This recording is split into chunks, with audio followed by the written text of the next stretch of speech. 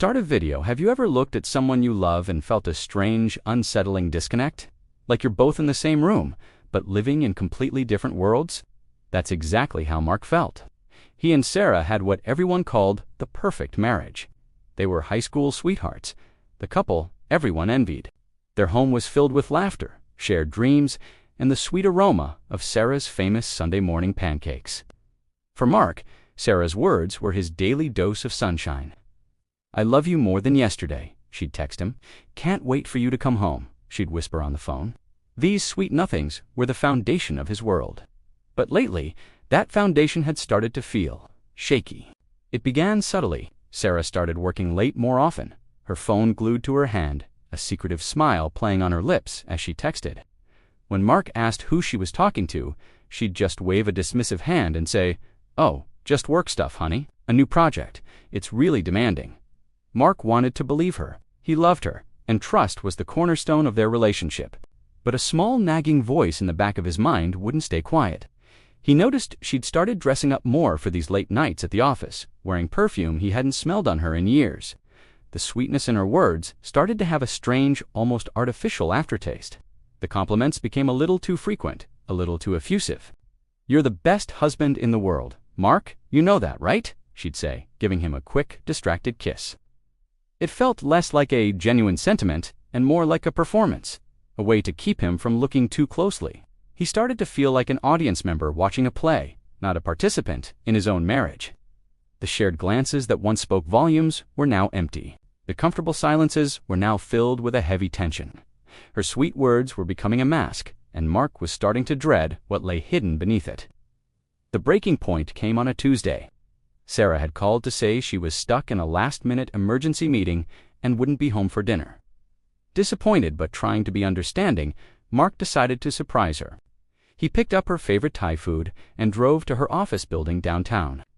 He pictured her face lighting up, the surprise visit washing away the recent strain between them. But when he got to her floor, the office was dark.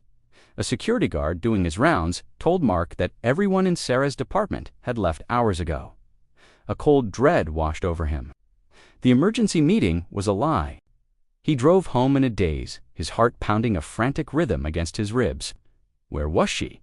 His mind raced through 100 different possibilities, each one more painful than the last. As he pulled into their driveway, he saw her car. He rushed inside, calling her name. He found her in the living room, casually scrolling through her phone. "Oh, hey, honey," she said, barely looking up. "Meeting finished early. I was just so tired. I came straight home." The lie was so effortless, so smooth. The Thai food in his hand suddenly felt ridiculously heavy. At that moment, Mark knew. He knew he had to uncover the truth, no matter how much it would hurt. The next few days were a quiet agony for Mark. He watched Sarah, searching for any crack in her carefully constructed facade. He felt like a detective in his own home, a stranger to the woman he had loved for over a decade. The final piece of the puzzle came from an unlikely source, their shared tablet. Sarah usually used it for recipes, but she'd forgotten to log out of her social media account. Mark's hands trembled as he opened her messages. He told himself he shouldn't, that it was a violation of her privacy. But the lies had already violated their entire life together. And there it was.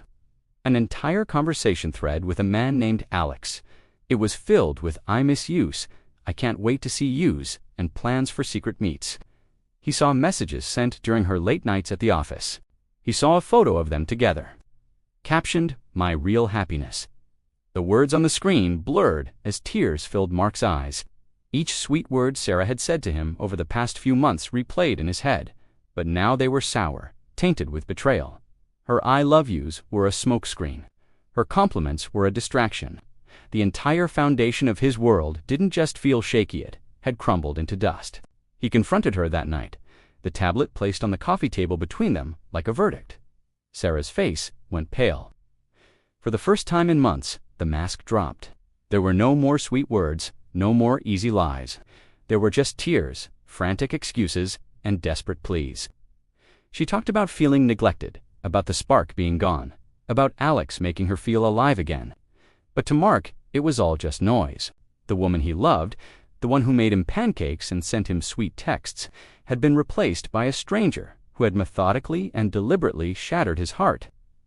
Mark realized that the sweet words had been the most bitter part of the betrayal. They were a poison coated in sugar, designed to keep him complacent while she lived a double life.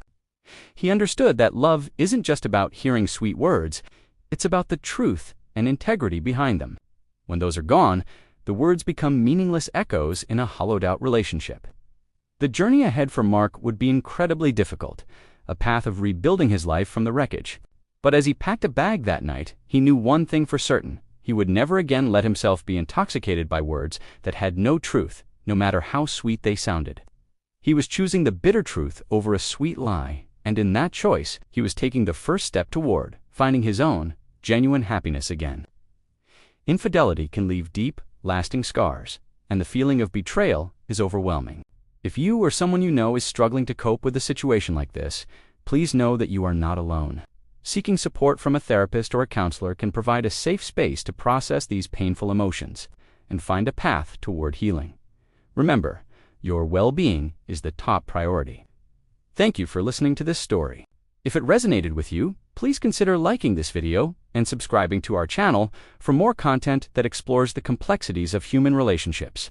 Stay strong and take care.